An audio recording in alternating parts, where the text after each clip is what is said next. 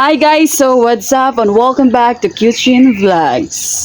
So ang nasa harapan natin ngayon ay ang Morostar Cafe 150 version 2. Ito ang 2024 model at meron na itong konting upgrades kumpara sa version 1 at yun ang pag-uusapan natin ngayon. So, magsimula tayo dito sa kanyang headlight. Sa version 1 ay naka-halogen pa ang headlight pero ngayon ay naka-LED na siya at meron pang DRL. Yung ganitong design, yung madalas makikita natin na aftermarket, pero ngayon stock na siya sa Cafe 150. So, hindi mo na kailangan gumastos para sa mas magandang headlight. So, nandito sa gilid ang DRL niya.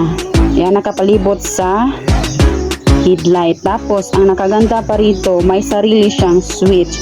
So, kung gusto nyo na naka-DRL or daytime running light, pwedeng-pwede. So, ito ang kanyang headlight, low at saka high. Tapos, meron na siyang cover dito na glossy black. Tapos, yung lens niya, sobrang kintab. Yung lens naman niya, plastic lang to, pero makapal naman siya. Pwede naman yung lagyan ng cover para na classic siyang tingnan. Ito naman ang signal light niya, naka-bullet design, tapos orange ang kulay ng lens. At napaka-smooth ang pagkapintura niya, tapos naka-bulb type pa pala to katulad sa likod. At ngayon, dito naman tayo sa kanyang manibela. So, dito sa kaliwa, so ito yung clutch lever niya, sobrang lambot lang. So, ito, naka-bar inside mirror na siya. So, pinalitan na namin to siya, guys. At ito, yung hand grip naman niya, okay naman siya. So, dito tayo sa kanyang switches. So, meron na siyang passing light. Ito, guys. At ito yung low at saka high para sa headlight. At ito yung signal light niya. Tapos, dito sa baba, yung busina. Sa kanan naman, pareho lang yung hand grip niya at yung bar inside mirror. Tapos, ito yung brake lever para sa front brake at meron din siyang kill switch. Yeah. Dito naman sa baba, so ito yung switch sa headlight niya. So, ganito kapag off. Dito naman sa gitna kapag naka-on ang DRL niya. Tapos ito kapag on ang DRL at saka yung headlight. At dito sa pinakababa, ito yung starter niya. Yung handlebar naman niya, matte black yung kulay. At nandito sa gitna yung ignition niya. At ito ang isa sa nabago kay Morostar Cafe 150 version 2. So sa version 1 naka-analog pa yung speedometer niya, pero ito naka full digital siya. Yeah. So ito yung kanyang sose. Guys, ito ganito yung kanyang itsura. Yan. So i-on na natin siya para makita natin yung kanyang panel gauge. So, ayan guys, yung kanyang panel gauge. So, dito makikita natin sa right side yung fuel gauge niya. Sa left side, yung voltmeter niya. At ito yung RPM niya at speedometer. Tapos guys, pwede nyong palitan yung backlight ng panel gauge nyo. Meron na akong in-upload na video kung paano palitan ang backlight ng inyong panel board. Panoorin nyo lang guys sa aking video. Ito naman ang side ng tangke niya ni Morostar Cafe 150. Matte orange ang kulay nito. So, ito naman ang tangke niya, 15 liters ang capacity nito. So dito naman tayo sa upuan. So, dalawang klase ang material ang ginamit dito. Tapos, toton din yung kulay gray at saka black. dito sa taas, malambot naman, komportable naman itong upuan. So, dito sa likod, wala masyadong nakalagay. So, ito yung maliit na taillight niya at ito yung reflector niya. Tapos, dito meron siyang guma. Ayan, ito guys. Ito yung patungan ng plate number para hindi siya maalog. Ayan. Dito lagayan ito ng plate number. At ito naman yung kanyang grab bar. Ayan. At saka signal light niya pareho lang sa harap. Okay, so dito naman tayo sa kanyang gulong sa likod. Ang size niya is 120 by 70 and 17. Tube type ang gulong ni Morostar Cafe 150. So ito naman ang 5-speed na cambio ni Cafe 150, naka single shifter na siya.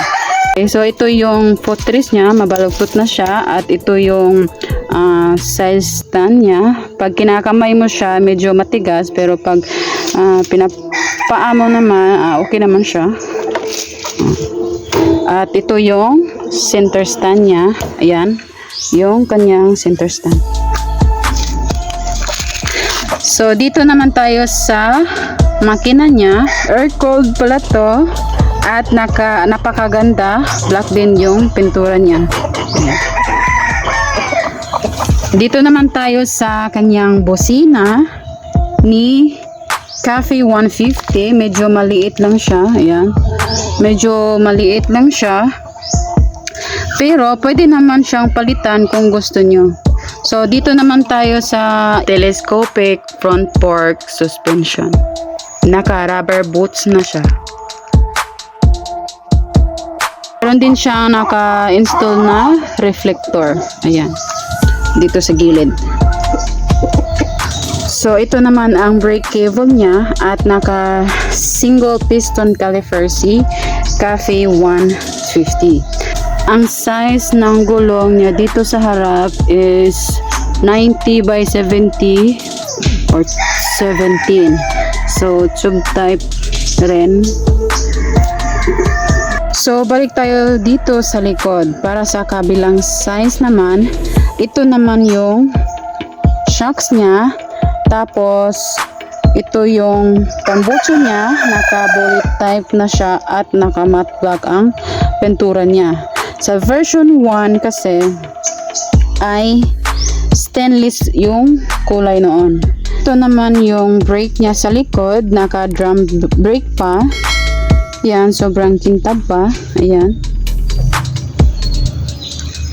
So, dito naman tayo sa brake pedal niya. Malambot siya at sobrang lapad niya. Sobrang lapad talaga guys. Ayan. At ito yung kanyang footrest. At ito naman yung kickstart niya. Ayan, ito guys. So, ayun ang side view ng Morostar Cafe 150 version 2. Napakaganda talaga tingnan. Napakaangas yung dating niya. So, kung titingnan mo siya, hindi mo akalain na sobrang mura niya lang kung ikukumpara mo sa presyo ng ibang motor.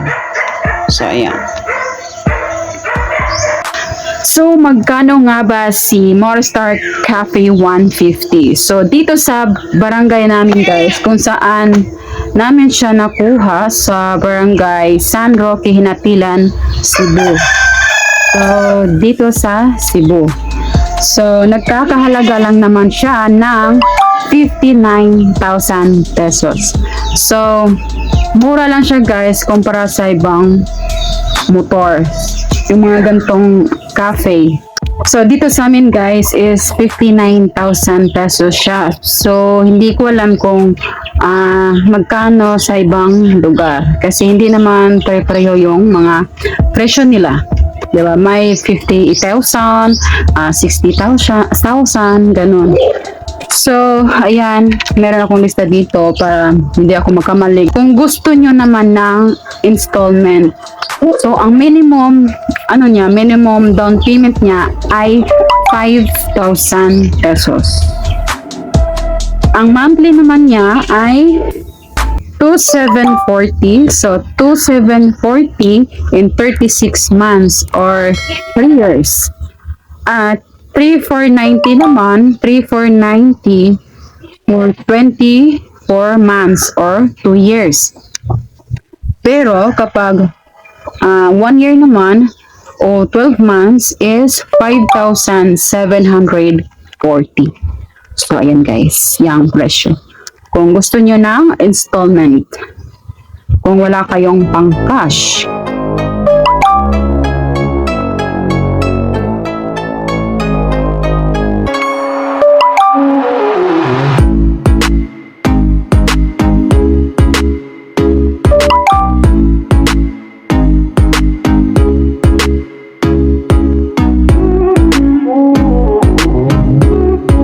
So ayan guys, so kung nakakatulong itong video sa iyo, so kung hindi ka pa nakapag-subscribe, mag-subscribe ka na dyan sa baba. Yan, click mo lang yung red button dyan na subscribe at isama mo na rin yung notification bell para ma-notify kayo sa mga susunod kong mga videos na i-upload.